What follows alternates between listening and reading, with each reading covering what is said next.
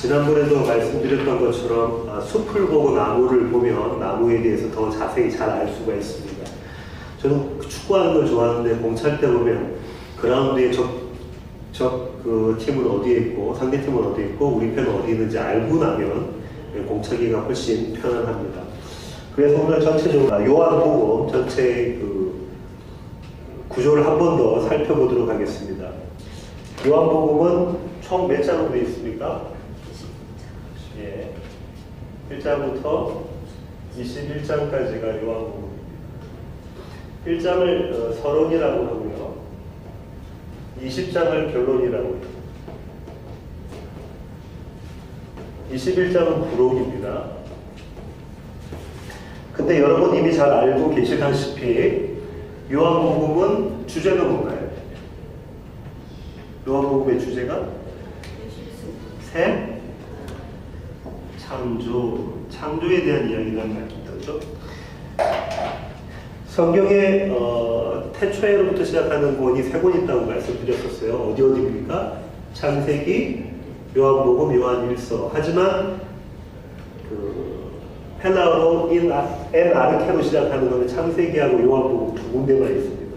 요한일서는 약간의 그 구가 조금 틀려요. 그러면 새 창조가 있으면 옛 창조가 있을까요?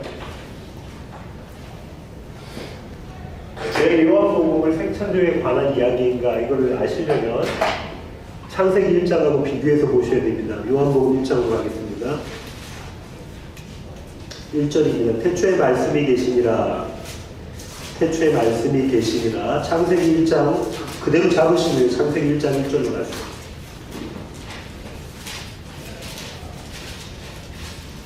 태초에 하나님이 천지를 창조하시니라. 같은 구조로 요한이 창세기에 있는 그 구조를 가지고 왔습니다. 그러니까 이게 새 창조에 관련된 이야기다. 이 말씀을 드리는 겁니다. 자, 창세기 1장에서 보시면 2절 보세요. 땅이 혼돈하고 공고하며 흑암이 깊음 위에 있고 하나님의 영은 수면 위에 운행하시니라. 땅이 혼돈하고 공고하며 혼돈과 공고가 있었습니다. 이거를 사도 요한은 어떻게 표현하는가 보겠습니다. 요한복음 1장입니다. 5절 빛이 어둠에 비추되 어둠이 깨닫지 못하더라.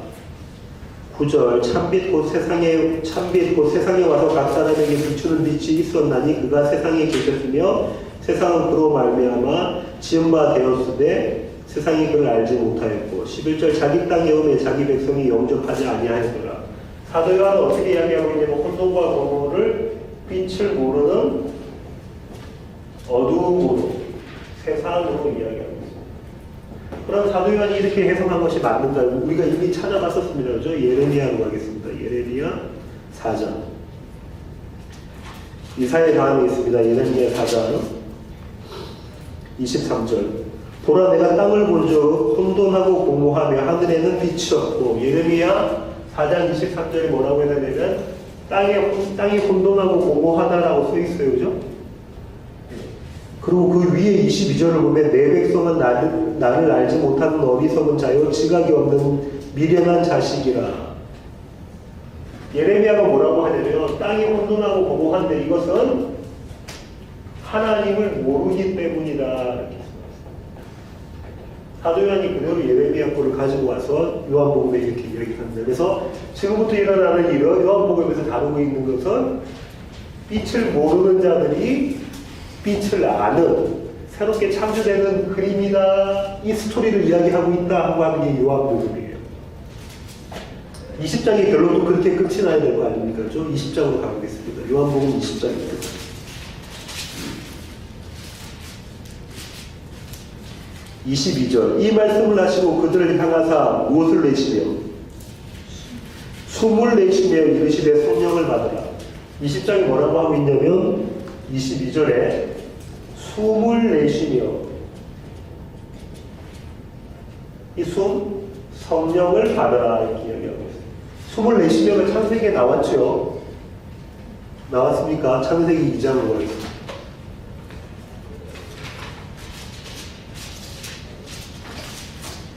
창세기 2장 7절 여호와 하나님이 땅의 흙으로 사람을 지으시고 생기를 그 코에 불어넣으시니 똑같은 단어예요. 숨을 불어넣으신 거예요. 사람이 생명이 되리라. 여기도 창세기입니다. 2장에 보니까 숨을 내쉬며 숨을 불어넣으시며 그렇게 해서 인간을 만드셨어요. 그럼 요한복음이 무엇이다? 새롭게 창조되는 새 창조에 대한 이야기다. 왜냐하면 서론과 결론을 그렇게 이야기하고 있기 때문입니다. 그렇게 해서 이렇게 해서 만들어낼 자가 누구냐? 요한복음 20장 31절 보세요.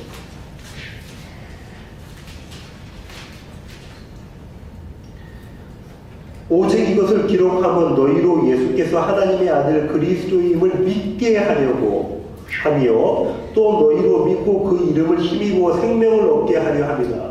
요한복음의 목적이 뭐라고요? 예수를 믿게 하고 생명을 얻게 하는 것이다. 그럼 예수를 믿고 생명을 얻는 자의 모습이 어떻게 나와 있는가 한번 볼까요? 그 바로 위에 보면은 도마가 했던 고백이 있습니다. 도마가 했던 고백, 유명한 고백인데 28절 보세요. 도마가 대답하여 이르되 나의 주님이시요 나의 하나님이시다. 누가? 예수님이 나의 주님이시고 나의 하나님이십니다. 그분만이 나의 구원자이십니다. 라고 만드는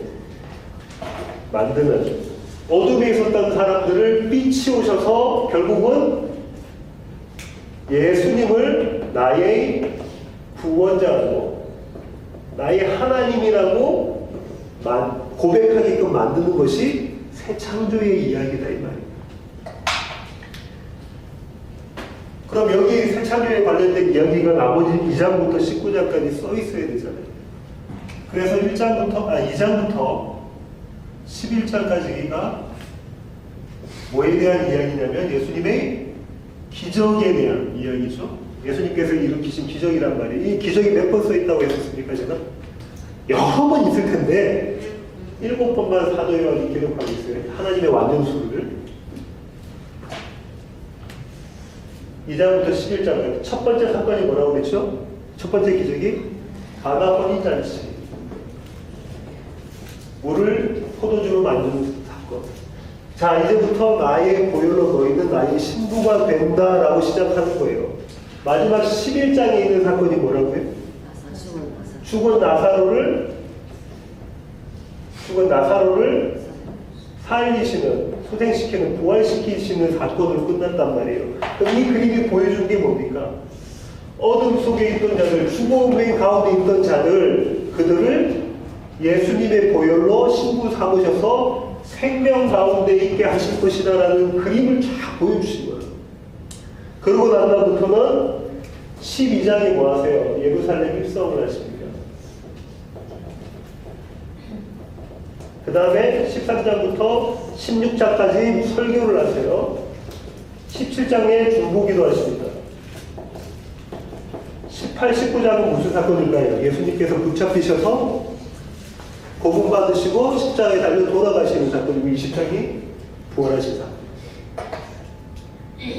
그럼 자 보세요. 예수님의 공생애가 3년, 어떤 학자들은 3년 반이라고 합니다. 그러면은 여기서부터 여기까지 타임이 어느 정도예요? 한 3년 간 거죠, 벌써 이미. 마지막 일주일 얘기를 안에서 하고 있단 말이에요. 그러면은 영화를 보시면 빨리 진행되다가 어느 시점에 절정에 와서 어떻게 될까요? 필름이 천천히 진행되고 있는 게 지금 이 가운데 있는 거예요. 중요한 부분을 천천히 할 거 아니에요. 펼쳐서 보여줄 거 아니에요. 그렇게 펼쳐 보인 것이 12장부터 시작해서 16장까지. 그 다음에 여기 이제 예수님의 마지막 절정, 십자가 사건이 여기 있죠. 그 가운데 12장에서 예수님이 뭐 하셨습니까? 제자들하고 마지막 만찬, 주의 만찬을 하십니다. 마지막 만찬을 하시면서 한 행동이 한 게 있으시죠. 그게 뭐죠? 세족식이. 그게 뭘 의미한다고요? 십자가, 그리스도의 십자가 사건을 의미한다고 말씀드렸죠. 그 세족식 사건을 하시고 난 다음에 강화를 하시는 거예요. 13장부터. 그 가운데 들어있는 게 16장입니다. 그럼 이 얘기는 뭐에 대한 얘기겠어요? 새 창조에 대한 이야기다. 새 창조에 대한 이야기다.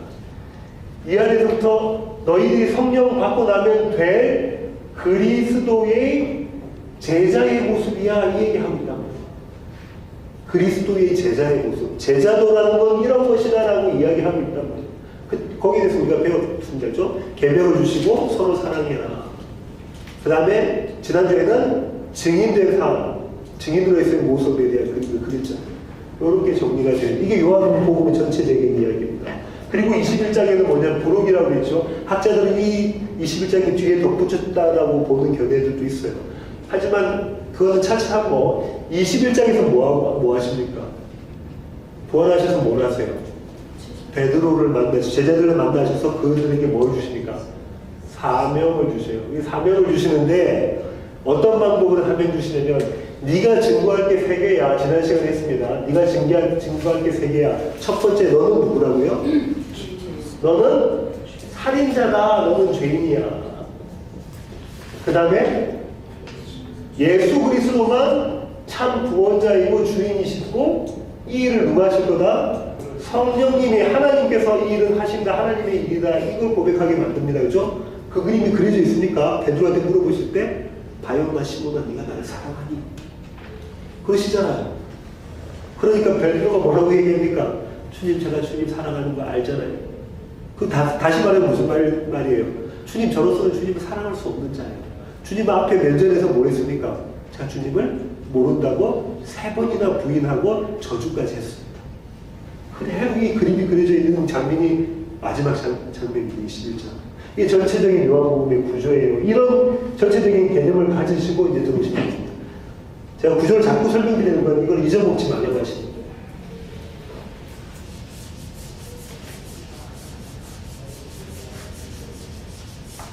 사도 요한은 이 구조 안에서 이야기를 하고 있습니다. 오늘은 특별히 16장 처음 1절부터 4절까지인데요. 16장 1절부터 2, 3, 4가 있는데 이게 어떤 구조로 되어 있는가 볼까요? 제가 읽어볼게요. 내가 이것을 너희에게 이르고 너희로 실족하게 하려 합니다. 내가 너한테 이거 말한다는데 왜 말하냐면 because 실족하지 않게가 뭡니까? 다리를 헛디뎌서 넘어지지 않게 실족하지 않게 하려고 만든다. 4절은 어떻게 되는가 볼게요. 오직 너희에게 이 말을 한 것은 너희로 그때를 당하면 내가 너희에게 말한 이것을 기억나게 하려 함이요. 거기까지예요. 거기까지 보시죠. 말한다. 왜? 어떤 때를 당하면 너희에게 이 말씀이 뭐하게 해요? 기억나게 하게. 그럼 요거랑 같은 얘기겠다, 그죠? 그 다음에 2절과 3절이 있어요. 2절과 3절이 뭡니까? 사람들이 너희를 출교할 뿐만 아니라 때가 이르면 물은 너희를 죽이는 자가 생각하기를 이것이 하나님을 섬기는 일이라 하리라. 그들이 이런 일을 할 것은 아버지와 나를 알지 못합니다. 2절은 뭐라고요? 출교시킬 거고 또 심지어 살인까지 할 거야. 너희들은 순교당할 거야. 그런데 자기들은 이거를 하나님을 섬기는 일이라고 여길 것이다. 그죠? 그리고 3절은 그들이 이렇게 하는 것은 because 왜? 하나님과 아들 그리스도를 모르기 때문이다. 이렇게 얘기해요. 이거 무슨 구조라고 했습니까? 샌드위치 구조, 인클루지브 구조, 봉투 구조다. 그죠? 그 구조는 어떻게 된 거예요? 이렇게 된 거라고 그랬죠. 이렇게 돼서 양쪽 샌드위치 빵이 있는 해당되는 것을 가지고 가운데 것을 보충 설명하거나 아니면 가운데 내용을 가지고 양쪽 것을 강화시키거나 그런다고 말씀드렸죠. 이 구조 안에 있습니다. 이 구조 안에 있어요. 이제부터 설명을 조금 더 드릴게요. 2절입니다. 1절과 4절은 제가 맨 마지막에 설명드릴게요. 2절이에요. 사람들이 너희를 출교할 뿐 아니라 때가 이르면 물은 너희를 죽이는 자가 생각하기를 이것이 하나님을 섬기는 일이라고 하겠다. 자, 이 앞에 지난 시간에 했던 게 뭐예요? 증인의 삶이라고 이런 거야. 너희는 증인이 되라가 아니라 사실상 뭐라고 그랬죠? 너희는 증인이다. 이미 너희는 증인이다. 그 증인은 뭐예요? 그리스도의 제자의 정체성이다. 아이덴티티다 이 말이에요. 이미 너희는 증인된 삶을 살고 있는 거야. 사는 거야. 너희가 하고 싶어서가 아니라 너희는 증인된 삶을 사는 거야. 첫 번째가 아까 말씀드렸던 것처럼 너희가 하나님 죽인 예수 그리스도 죽인 살인자다. 너는 죄인이다. 두 번째가 그리스도만이 구원자시고 주인이시다. 참 하나님이시다. 맨 마지막에 이걸 누가 합니까? 도마가 했죠. 세 번째가 이 일은 하나님의 일로 성령께서 하시는 거야. 너희 열심으로 하는 거 아니야. 너희 어떠함으로 되는 게 아니야. 내가 하는 거야. 이게 증인된 삶을 이걸 삶 가운데서 선포하는 거잖아요. 우리의 삶으로. 그런데 이 다음에 지금 나와 있는 얘기인데 이렇게 살면 어떻게 안 돼요? 이렇게 살면 출교할 거예요. 출교시킬 거예요. 유대인들에게 출교는 곧 사망입니다. 이해가 되세요? 유대인들에게 출교는 곧 사망이에요. 왜냐하면 그 집단 안에 하나님의 택하신 백성이라는 그 집단 안에 그룹 안에 살고 있는 자들이기 때문에 그렇죠? 그리고 심지어 어디까지 뭐 한대요? 죽일 거야. 너희는 순교자가 될 거야. 계시록에서는 성도 보고 뭐라고 한다고 그랬어요? 교회 보고 순교자 이렇게 될 거야. 그런데 이 일은 자기들이 뭐라고 생각하냐면 이거를 하나님을 섬긴다라고 생각한단 말이야. 그들이 하나님을 섬기고 있기 때문에 이렇게 한다. 이렇게 생각했던 대표적인 사람이 있어요. 누구예요? 바울. 이름 바꾸기 전에 사울입니다. 사도행전 1장 8절 보겠습니다.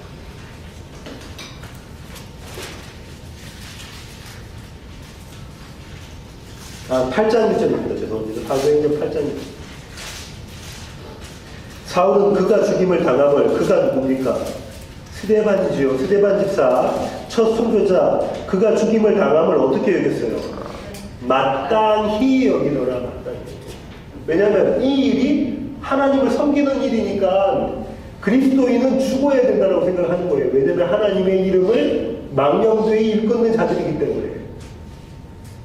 예수님도 그 제목으로 죽었죠. 그죠? 하나님은 어떻게 했다고? 모욕했던 죄로 죽은 거예요. 예수님이. 똑같이 스데반이 그 죄로 죽임을 당합니다. 그리고 사울은 어떻게 생각하냐면 바울은 죽어 마땅하다라고 생각해요. 죽어 마땅하다라고 생각합니다. 이 바울은 어떤 자였어요? 유대인 중에 유대인이고 8일 만에 할례 받았고 네, 베냐민 집하고 또 경건하기로는 내가 바리새인처럼 경건하고 열심히 내기로는 모든 사람 잡아 죽일 만큼 내가 열심히 했던 자다 이렇게 이야기를 하잖아요. 자기 일을 보고. 왜? 그게 하나님을 섬기는 일인 줄 알았기 때문에 이런 일들이 계속해서 일어납니다. 제가 오늘 손님을 일하는 세탁소에서 손님을 만났는데 그분이 카톨릭이시잖아요. 근데 그분이 들어왔는데 머리 여기에 시커멓게 뭐가 칠해져 있어요. 이마에. 너 이마에 그거 뭐니? 하고 물어보니까 애쉬래요. 그거 왜 했니? 그러니까 지금 사순절 기간이잖아요. 시작하면서 뭘 하고 있냐면 사순절 기간 동안 그걸 가지고 회개를 한다. 회개의 표시로 그걸 하고 그 다음에 내가 이제는 더 경건한 삶, 주님께서 말하는 다른 삶을 살기 위해서. 그래서 축복받기 위해서 한다. 이 미국 사람입니다. 그렇게 한다고 그래요. 우리의 어떠한 열심 가지고 우리가 구원받는 게 아니라고 사도 바울이 분명하게 이야기하고 있어요. 어떻게 구원받는다고요? 그리스도를 믿는 믿음. 그리고 그 믿음은 누가 주신 것이다? 하나님께서 주신 것이다. 바울이 뭐라고 하냐면요. 바울이 이렇게 이야기를 하죠. 갈라디아서 나중에 가서 집에 가서 봅시다. 갈라디아서 1장 보면 바울이 이렇게 얘기합니다. 내가 이렇게 된 것은 하나님께로부터 내가 나서 그렇다. 하나님께로부터 나서 그렇게 이야기합니다. 캐톨릭 신자만 그런 게 아니에요. 우리는 안 그러겠습니다. 우리도 하나님의 일이라고 섬기는 것이 어떤 게 있습니까? 헌금, 11조. 오해 없이 들으시기 바랍니다. 11조. 두 가지 형태로 나타날 수 있는데 첫 번째 형태는 뭐냐면 헌금을 11조를 내요. 헌금을 많이 해요. 그러면은 이게 곧 나의 의의가 됩니다. 내가 책임을 다했다라는 책임 완수의 의의가 되죠. 그리고 이게 곧 나의 뭐가 됩니까? 힘이 됩니다. 특별히 우리 교회처럼 작은 교회에서 헌금을 많이 하면 내가 우리 교회의 재정의 몇 %를 책임지고 있는데라는 힘이 될 수 있는 거예요. 그죠? 가능성이 있다는 얘기입니다. 반대로 그렇다고 하면 헌금은 이렇게 하면 안 돼요. 헌금은 무명으로 해야 되고 이름 없이 해야 되고 헌금은 자원하는 마음으로 자발적인 마음으로 자발성을 가지고 해야 돼요. 한편으로는 좋게 보입니다. 근데 정말로 이렇게 되면 좋아요. 근데 이 마음 가운데 또 어떤 마음이 있을 수 있냐면 적게 내는 돈은 자원하는 마음이 100% 될 수 있어요. 많이 내는 돈은 자원하는 마음이 100%안 될 수 있습니다. 그렇죠? 그 다음에 이름 안 두는 거 작게 내도 많이 내도 모르니까 이름 안 두고 그렇게 될 수도 있습니다. 제가 이 얘기를 왜 드리냐면 제가 그래요. 제가 여기서 여기로 왔다 갔다 합니다. 헌금을 내면서. 한편으로는 이만큼 내가 헌금을 하니까 특별히 한국에 있을 때는 사업했을 때 더 많이 했었어요. 봉투에 많이 들어갔었어요. 한국에는 책 같은 게 없으니까 캐시로 들고 아니에요. 두둑했다고. 또 한편으로 어떻게 합니까? 제가 아까워하는 마음이 가질 때가 있어요. 이 왔다 갔다 합니다. 그러면서 제가 보니까 내가 사도행전에 나오는 누구냐? 삽비라구나. 아나니아와 삽비라가 나구나라는 걸 깨달아요. 제가. 그러면서 제 마음에 어떤 마음 주시기를 원하냐면 금액하고 상관없이 어떤 마음, 정말로 자원하는 마음으로 주님께 드리는 마음을 했던 자는 있죠. 누굽니까? 두렵돈들이 이 마음을 우리에게 허락해 주세요. 이게 무슨 전쟁? 이게 영적 전쟁입니다. 영적 전쟁이에요. 오해 없으셔야 돼요. 그걸 반대로 하시는 거 아니에요. 영적 전쟁. 제가 이거 다 목사가요. 영적 전쟁이란 말이에요. 영적 전쟁이 어느 지역에는 악한 영들이 살고 어느 지역에는 선한 영이 살아서 그들끼리 싸우는 게 아니고 우리 안에서 일어나는 싸움입니다. 계시록에서는 이 전쟁을 뭐라고 하냐면 그 전쟁이라는 좀 문학적으로 표현하면 이렇게 쓸 수 있어요. 바로 그 전쟁. 바로 그 전쟁. 계시록에서 나왔던 전쟁이 두 가지가 있습니다. 계시록에서 나왔던 전쟁이 두 가지가 있어요. 뭘까요? 이미 여러분 다 배우셨습니다. 첫 번째 전쟁이 아마겟돈 전쟁. 아마겟돈 전쟁입니다. 그렇죠? 이 아마겟돈 전쟁은 다른 말로 하면 아마겟돈이 뭐예요? 무기토의 산이라고 그랬잖아요. 어느 산? 갈멜산. 갈멜산에서 일어났던 게 엘리야 선지자가 그죠? 엘리야 선지자. 계시록에 나오는 두 주인 중에 한 명. 엘리야 선지자가 어떻게 합니까? 바알을 섬길래 여호와 하나님을 섬길래 둘이 싸우는 게 아니에요. 바알은 피조물이고 하나님은 창조주세요. 이 두 분이 싸우는 게 아니란 말이에요. 우리 안에 바알, 나를 섬길래 하나님을 섬길래 예수 그리스도를 섬길래 이 싸움이란 말이에요. 그러면서 바알을 섬겼던 자들은 다 어떻게 됩니까? 누가 승리하세요? 하나님 승리하시고 바알을 섬겼던 자들은 다 어떻게 해요? 쳐 죽여버립니다. 그죠? 우리 안에서 바알을 섬기는 모든 바알적인 존재는 잘라내버리시는, 가지치기 하시는 그 일들을 하고 계십니다. 아마겟돈 전쟁 말고 또 다른 전쟁이 뭡니까? 곡과 마곡의 전쟁. 곡과 마곡의 전쟁. 곡하고 마곡이 싸우는 거 아니라고 말씀드렸습니다. 곡은 지배자고 마곡은 땅이에요. 마곡이라는 뜻이 뭐냐면 곡의 땅이라는 거예요. 곡이 지배하는 땅. 근데 어딘지는 몰라요. 이거를 인터넷에서 찾아보니까는 러시아 그쪽 그쵸. 러시아가 나중에는 지금 이란과 연합되어져 있는데 결국은 이스라엘을 공격할 것이다. 현대주의자들이 그렇게 말합니다. 거의 99%가 전부 다 제가 오늘 기사를 그 자료를 읽어보니까 전부 다 현대주의적인 입장에서 그렇게 이야기하고 있습니다. 그런 게 아닙니다. 그런 게 아닙니다. 자, 곡과 마곡의 전쟁이 나와 있던 때가 에스겔서잖아요. 에스겔서에 대한 배경을 제가 설명을 드렸죠. 이스라엘이 여기 있습니다. 왼쪽에 지중해가 있겠죠. 지중해가 있어요. 이 위에는 아수르, 아시에리아가 있었고요. 그 다음 아수르가 망하면서 여기 있던 게 뭐죠?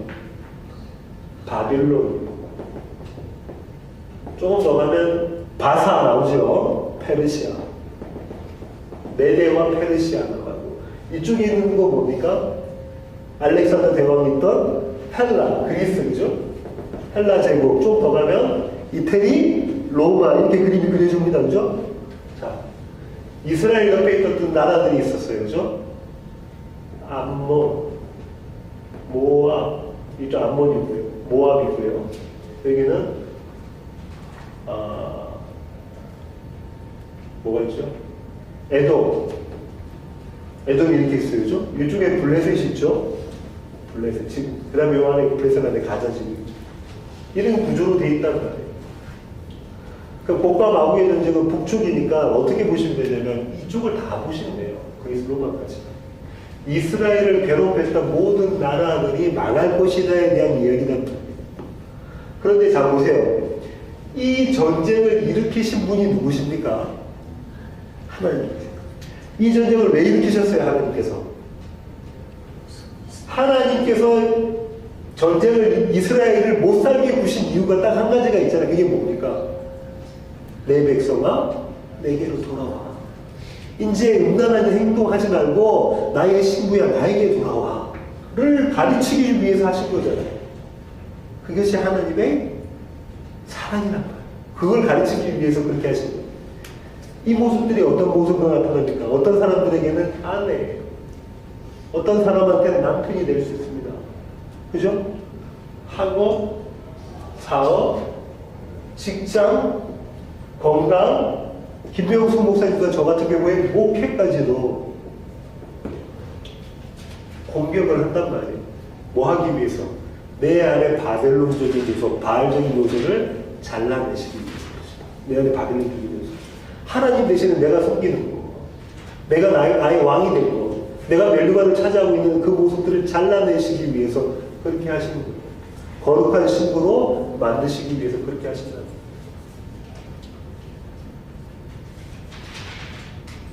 자, 여기서 또 헷갈리시지 말으셔야 될 게 또 한 가지 더 있는 게 뭐냐면요. 성도 이퀄 고난 맞습니까? 맞나요? 성도는 반드시 고난 받습니까? 예. 이게 좀 헷갈리시면 성도 이퀄 광야는 맞아요. 성도는 교회. 맞습니까? 교회는 광야 안에 들어가 있는 거다. 천년 동안. 그죠? 네. 그 천년이 무천년이라고. 같은 말이죠. 여러분은 고난 가운데 광야 가운데 있기를 원하세요? 대답을 아무도 못하잖아요. 목사님도 못하잖아요. 안 있기를 원한단 말이에요. 근데 성도라면 무조건 고난이 있어야 된다면서요. 고난을 어떻게 생각하냐면 세상적인 입장에서 고난을 생각하고 우리는 광야를 생각하면 그렇단 말이에요. 어떤 겁니까? 사업의 실패, 건강의 망가짐, 그치? 관계의 깨짐, 남편의 이혼, 뭐 이런 거, 남편 안의 이혼, 뭐 이런 것이 세상적인 입장에서는 고난이잖아요. 그럼 잘 살면 안 된다죠? 좋은 차 타고 다녀도 안 되고, 왜 고난 아닌 것처럼 보이지만, 그죠? 부부끼리 너무 사이가 좋아도 안 돼요. 왜냐면 고난이 없는 것처럼 보이니까. 그거 아니란 말이에요. 세상적 관점으로 자꾸 쳐다봐요. 이 전쟁은, 복과 마귀의 전쟁은 뭐예요? 내 안에 바알과 내 안에 하나님, 누가 나를 다스리느냐, 내가 다스리냐의 싸움이에요. 그렇다면, 어떤 분은 사업이 망하는 것이 고난일 수 있고, 어떤 분은 사업이 잘 되는 게 고난일 수 있습니다. 그렇죠? 사업이 잘 될 때 그 가운데 참 말씀이, 복음이 들어간 자는 어떻게 생각하시겠어요? 그러신 분은 주님, 제가 의지하는 게 예수님이 아니라 이 사업이고, 제가 의지하고 있는 게 돈이네요. 주님, 정말로 제가 의지할 것은 이 사업장이 돈, 이 명예, 이 건강이 아니라 오직 당신 예수 그리스도시네요를 발견하는 자리가 광야의 자리고 고난의 자리가 이 말입니다. 근데 우리는 세상적인 관점에서 이렇게만 생각해요. 이렇게 생각하다 보니까 고난이 없는 사람은 축복받은 사람이라고 또 기독주의에 가면 또 그렇게 생각하잖아요. 아들이 자녀가 아이비리그 들어가고 사업 잘 되면 하나님께로부터 놀라운 축복을 받은 자라고 생각하잖아요. 그가 바울을 섬기고 있거나 아니고 간에 밖에서는 표가 안 나니까. 그거가 아니에요. 이런 영적 전쟁이다. 자, 이 전쟁의 끝을 계시록에서 우리는 이미 배웠습니다. 두 갈래로 길이 나눠져요. 한 가지는 이 길은 뭐냐면 어린 양의 뭡니까? 혼인잔치에 참여하는 자들이라 그죠? 두 글자로 하면 천국이에요. 그죠? 천국. 천국을 내가 죽으면 갈 곳이라고만 생각하시면 안 돼요. 천국은 이 땅에 있습니까? 없습니까? 있어요. 어떻게? 하나님이 나를 다스리고 계시면 거기가 천국이에요. 거기서부터 연속선상에 있단 말이에요. 마지막 완성된 거였어요. 어린 양의 혼인잔치에 가는 자들과 또 한쪽은 어디로 가요? 예. 유황? 불감. 이건 두 글자로 또 지옥이라고 합니다. 아무도 지옥에 안 가시기를 제가. 지옥이라고 해요. 이 지옥은, 강원찬 집사님 이거 아시는 분이죠? 게헴나라고 이야기한다고 그랬죠. 게헴나가 뭐예요? 흰놈의 골짜기잖아요. 흰놈의 아들들의 골짜기. 거기가 뭐였던 거? 예수님 당시는 쓰레기 성각장이었잖아요. 24시간 불타는 거. 앞서서 가면 구약시대 때는 이 자리가 뭐였던 자리예요? 몰렙 신에게 자기 자녀까지도 바쳐가면서 내가 원하는 것 주세요. 내가 갖고 있는 거 빼앗기지 않게 해주세요. 욕망과 두려움이 저쪽으로 표시된 자리가 이 자리잖아요. 왜? 자식을 어디다가 몰래게 손을 이렇게 벌치고 있다는 거예요. 거기다가 자기 자녀를 데리고 가서 이게 내 처자들입니다. 나한테 축복해 주세요 하고 자기 자녀를 불러서 거기다 집어넣는 거예요. 욕망과 두려움, 죄의 절정의 자리잖아요. 이 자리가 지옥입니다. 한 부류는 이 자리로 가는 걸 어둠에 속한 자들이라고 그러고, 계시록에서는 땅에 속한 자라고 그러고, 한 부류는 이 자리로 가는 걸 빛에 속한 자들이라고 그러고, 하늘에 속한 자들이라고 이야기해요. 우리는 다 이 길로 가는 자였어요. 그죠?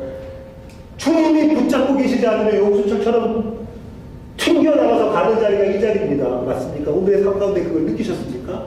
경험하셨습니까? 그래서 십자가가 필요하고 예수 그리스도가 필요하십니까? 그걸 고백하는 자가 증인의 삶을 사는 자란 말이에요. 내 삶 가운데 나는 오늘도 주님이 나를 붙잡지 않으시면 용수처럼 게헨나로 갈 자군요를 깨닫는 자가, 살인자를 깨닫는 자가 내가 주님 죄인이군요. 왜냐하면 주인이 두 명이 있을 수가 없으니까 한 명을 죽여야 될 거예요. 내가 살든지 주님이 죽든지. 그런데 그 자리에서 주님이 저를 내 안에 함께 하셔서, 빛 대신 그분이 나와 함께 하셔서 어린 양의 신부로 단장시켜 가시며 이로 끌고 가시군요. 완성으로 끌고 가시군요가 두 번째잖아요. 근데 그 일을 하시는 분이 내가 아니라 나의 열심과 나의 잘생김, 나의 지혜와 나의 능력으로 되는 것이 아니라 하나님께서 하시는 일이군요. 주님께서 20장에서 뭐라고 하세요? 숨을 내쉬며 성령 받아라. 이 일을 하고 계시는 거죠. 하나님의 일은 이 일이에요. 다른 일이 아니라. 이사야 52장 1절만 한번 찾아보겠습니다. 이사야 52장 1절. 시온이여 깰지어다 깰지어다 내 힘을 낼지어다 거룩한 성 예루살렘이여 내 아름다운 옷을 입을지어다 이제부터 할례받지 아니한 자와 부정한 자가 다시는 내기로 들어옴이 없을 것이다. 시온이 누굽니까? 예루살렘이죠. 교회, 저와 여러분이에요. 성도, 깰지어다 내 힘을 낼지어다 거룩한 성 예루살렘이여 내 아름다운 옷 뭐예요? 예수 그리스도. 신부가 입어야 될 옷, 흰 옷, 세마포 옷, 그리스도의 보혈로 씻음받은 옷, 그 옷을 입을지어다. 이제부터 할례받지 아니한 자. 할례는, 구약의 할례는 신약에 뭐가 같습니까? 침례, 그죠? 침례와 같아요. 모르시면 외자를 통일하세요. 침례와 같아요. 침례와 같다는 말이에요. 무슨 말이에요? 지금 이사야가 뭐라고 그러냐면 할례받지 않은 자처럼 하지 말고 부정한 자처럼 안 할 거야. 너희는 그걸 다시 말하면 정한 거야. 너희는 거룩한 자들이야. 너희는 할례받은 자들이야. 이게 할례가 침례라고 그랬어요. 구약에서 할례는 남자의 생식기를 일부러 잘라내는 겁니다. 나에게는 생명 없습니다. 나는 뭐 죽은 자입니다를 고백하는 게 할례라고 그랬죠. 그러면서 어떻게 할례받은 자들에게 왜 할례를 받아요? 나는 하나님의 백성입니다라는 것을 공표하기 위해서 할례를 받는 거예요. 나는 이스라엘입니다. 하나님이 택하신 자입니다라고 공표하기 위해서. 침례는 뭐 하는 거예요? 침수될 때 나는 죽었습니다. 올라갈 때 나는 살았습니다. 부활했습니다. 십자가와 사막을 경험하는 거다. 십자가와 부활을 경험하는 것이 침례잖아요. 이 침례를 물침례가 그 의미를 가지고 있잖아요. 정말로 침례는 뭘 의미하는 성령으로의 거듭남. 그래서 성령으로 거듭난 자만 침례를 주잖아요. 그리스도가 이 침례를 받으셨습니다. 그죠? 침례 요한한테 물로 침례를 받았단 말이에요. 죽고 사는 그 모습을 보여주기 위해서. 그러고 난 다음에 침례 요한이 고백이 뭐예요? 성령이 비둘기같이 내리는 그분한테 그분이 성령으로 침례 줄 것이다. 그분이 성령으로 침례 줄 것이다. 마지막 두 절 빨리 보겠습니다. 다시 요한복음 11장 1절. 내가 이것을 너희에게 이름은 너희로 실족하지 않게 하라. 1절이 뭐냐면 실족하지 않기 위해서 내가 지금 이야기한 거야. 실족하지 않게 하기 위해서. 헛디딜에서 넘어지는 게 실족이다. 넘어지지 않게 하기 위해서. 믿음 안에 거하게 하기 위해서라고도 번역해 놨어요. 뭘? 말씀으로. 좁게 보면, 협의로 보면 조금 전에 말씀하셨던 예수님의 말씀인데 광의로 보면 이 요한복음 전체고요. 더 광의로 보면 19장 66권 복음 전체입니다. 성경이라고. 4절에 뭐라고 해요? 내가 너희에게 이렇게 이름은 그때를 당하면 이때가 언제예요? 출교당하고 순교당하는 그때를 당하면 우리는 출교당하고 순교당합니까? 아니에요. 영적으로 보셔야 된다고 그랬죠. 출교당하고 순교당할 그때를 당하면 뭘 하네요? 말씀을 기억하게 하기 위해서. 같은 말이잖아요. 이 말씀이 뭡니까? 말씀이 하나님의 말씀으로 주어진 약속이란 말이에요. 이 약속을 기억하게 하기 위해서. 이게 얼마나 저에게 은혜가 되는지 모릅니다.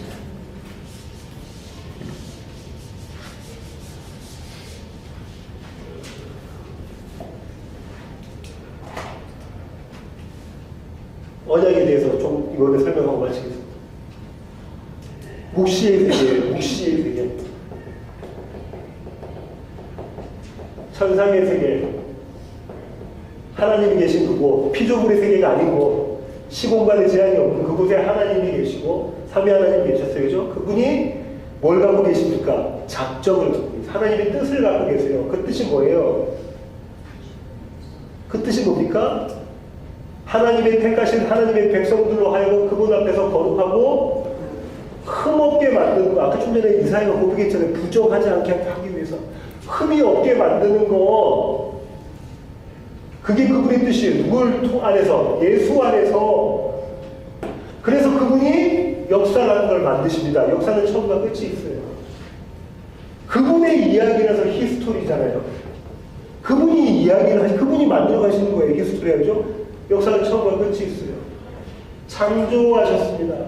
이 창조는 새 창조를 염두에 두고 창조하신 거예요. 주님의 십자가가 쓰셨고 마지막에 완성되실 모습, 있어요. 계시록에서 우리는 이 완성의 모습을 봤습니다. 그죠? 4장 5장에서 그리고 그 이후에 계속해서 봤잖아요. 근데 이 완성된 모습으로 주님께서 우리의 삶 가운데 어느 한순간 뚫고 들어오시면서 이 십자가 사건이 역사적인 하나님의 계시, 객관적인 하나님의 계시가 내 삶 가운데 주관적으로 실존적 계시가 되게끔 만드시잖아요. 그걸 하시는 분이 성령 하나님이죠. 근데 자 보세요. 바울은 이 주님께서 이렇게 내 삶 가운데 완성의 모습으로 침투하셔서 완성으로 끌고 간 아름지고 흠 있는 것만 만들 수밖에 없는 날, 개했나도 난 몸에는 쫀살같이 끊임없이 쫓아갈 나를 주님께서 완성의 모습으로 끌고 가시는 이걸 바울은 뭐라고 얘기해요? 그리스도의 사랑이에요.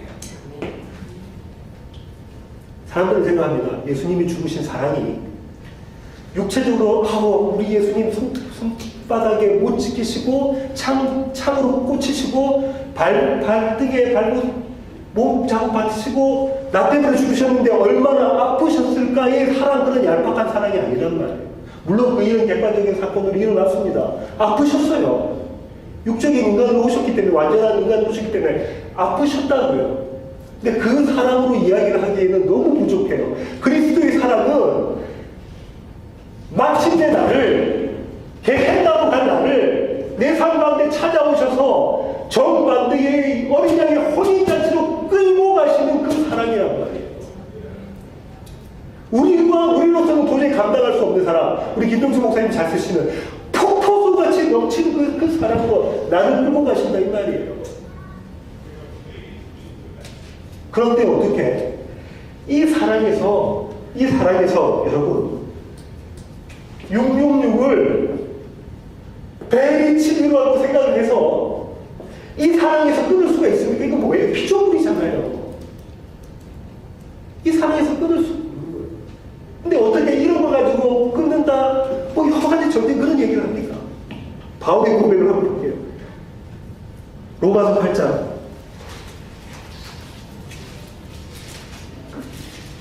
35절, 39절.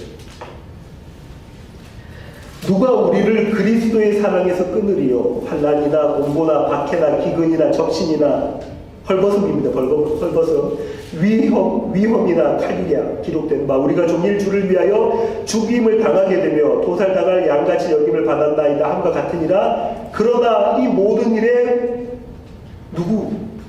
우리를 사랑하시는 이로 말미암아 우리가 넉넉히 승리하니라, 이기느니라.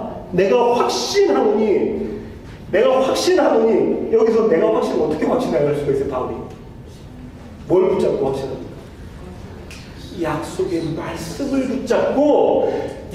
말씀을 붙잡고 내가 확신하노니 사망이나 생명이나 천사들이나 권세자들이나 현재일이나 장래일이나 능력이나 높음이나 깊음이나 다른 어떤 피조물이라도 우리를 우리 주 그리스도 예수 안에 있는 하나님의 사랑에서 뭘 할 수가 없어.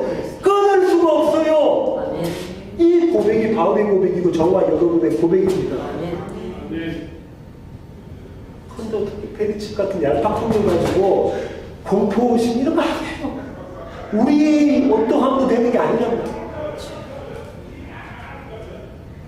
지금 사도가 그 얘기하고 있습니다. 요한 사도가 그 얘기하고 있잖아요.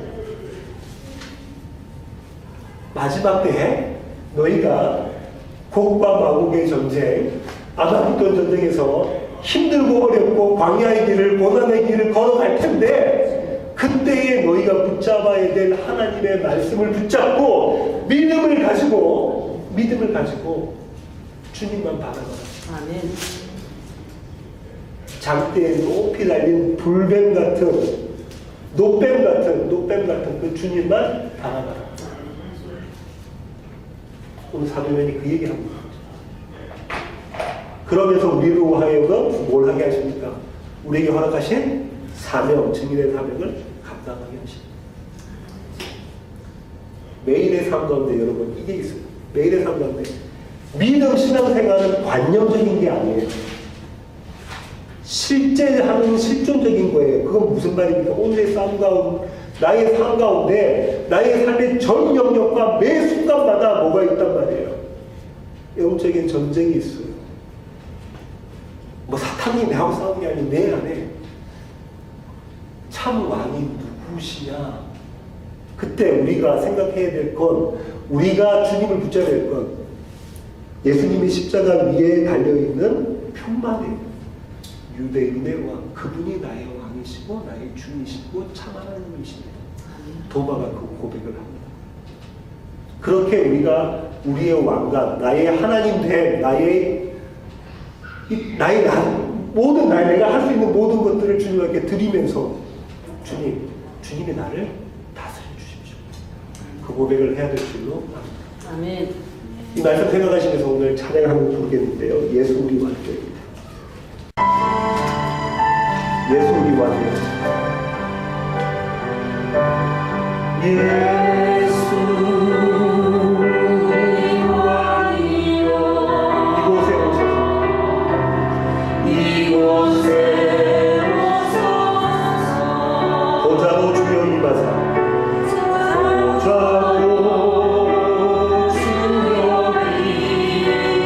찬양을 받아주소서. 찬양을 받아주소서.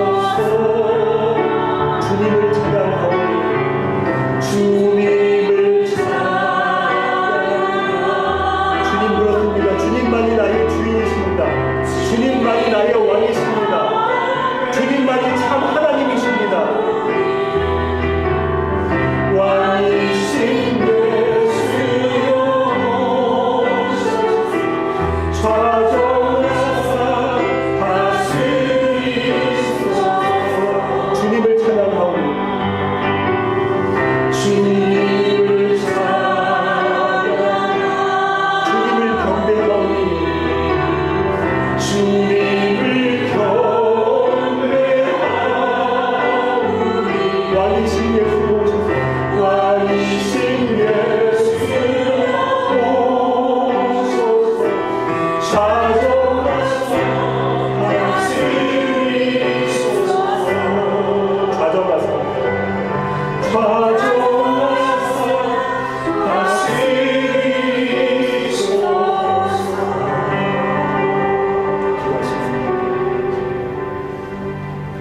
하나님 그렇습니다. 주님, 우리 삶 가운데 출교당함과 살인이 일어납니다. 매일의 삶 가운데 전쟁이 있습니다. 하나님, 내가 왕대로, 내가 하고 싶은 대로, 내가 원하는 대로, 내가 계획했던 대로, 내가 기대했던 대로 되지 않으면 성이 나고 힘들어하는 우리들의 모습입니다. 하나님, 하지만 그 가운데 주님께서 전쟁을 일으키신, 우리 가운데 전쟁을 일으키신 그 이유를 보게 하시고 그때마다 그 순간순간마다 증인의 삶을 살며 주님, 제가 죄인입니다. 주님, 제가 죄인 맞네요. 주님, 그래서 제가 주님이 필요합니다. 주님의 옷자락이라도 만지게 하여 주시옵소서. 그 고백을 할 수 있는 우리 세워지는 교회 모든 공동체가 될 수 있도록 주님, 저희들을 사로잡아 주시옵소서. 주님께서 함께하여 주시옵소서.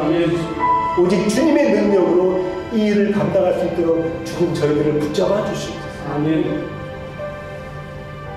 이제는 우리 주 예수 그리스도의 놀라우신 구원의 능력과 하늘아버지의 그 흑진하신 사랑과 우리 안에 내주하셔서 날마다 그 전쟁에서 승리하게 만들어 가시는 성령 하나님의 충만하심이 이제 주님 앞에 머리 숙인 세워지는 교회 모든 지체들 머리 위에 이제로부터 영원토록 함께 하시길 예수 그리스도의 그 귀하신 이름으로 간절히 축원하옵나이다. 아멘.